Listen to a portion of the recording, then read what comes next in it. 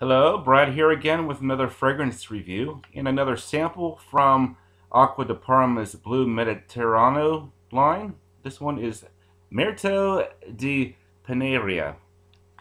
And inside the card here is what it says. Enticing and regenerating.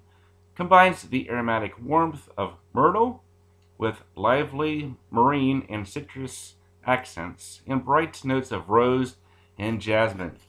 Now, this is a unisex fragrance, was released in 2008, classified as a woody aromatic.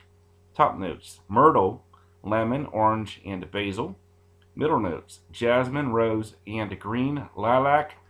And in the base, we finally have precious wood, juniper, cedar, and amber. And at base notes, 7 positives, 3 neutrals, and 2 negatives.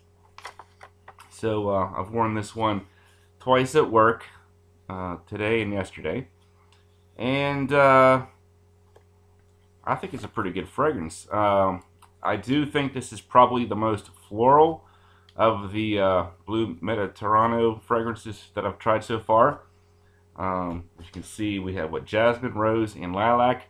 So several florals in there, and although it is quite floral, I do think this one actually does lean masculine because you have the myrtle note. I wasn't really sure what myrtle is or what it smells like, but it's my understanding that it is some kind of a plant with white flowers, so perhaps even more floral from the myrtle itself.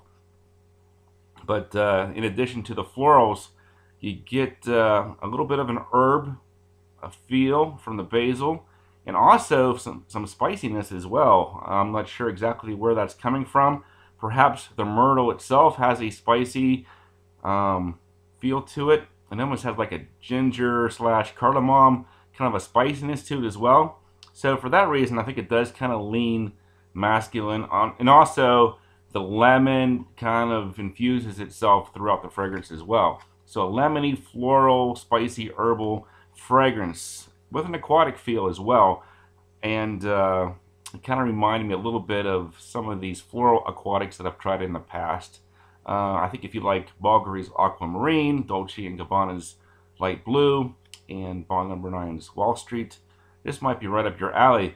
And it's a little bit more different and daring, I think, than Light Blue, but maybe not quite as much as Wall Street. So somewhere in between those two. So a nice floral fragrance for spring. This would probably make a great Easter fragrance, or just any time in the spring or summer when you just want a little bit of a floral bite in your fragrance. This one is one of the few florals that I would probably recommend that I gotta wear. I've tried several that I thought were sort of too feminine, like Kenzo's Power, stuff like that. I just didn't think was that great. But this one, yeah, it's pretty good. So let's get into some scores here. The smell, I'll give it 7.5 out of 10. Pretty good smell, but as I've mentioned, I'm really not the biggest fan of florals, so for me, yeah, 7 out of 10 is probably about as high as I would go for the smell. Projection and the longevity, I'll give it 6.5 out of 10. A lot of these Blue Mediterraneo scents don't do so great as projection longevity. This one's probably in that 2 to 4 hour range. Uniqueness, this one's up there, I think, with Mandorlo de Sicilia in terms of uniqueness. This one gets 8 out of 10 for me. Not a lot of great florals for guys out there that I've tried so far. So this one, yeah, pretty good for uniqueness, 8 out of 10. Versatility, and this one was where I was a little bit iffy about. I think a lot of people could wear this one every day. I would probably use this one more as a change-up fragrance when I'm in the mood for a floral. So 7 out of 10. Price point, again, 6 out of 10 because we're still looking at close to $100 a bottle. So for me, 7.5 out of 10 for this one.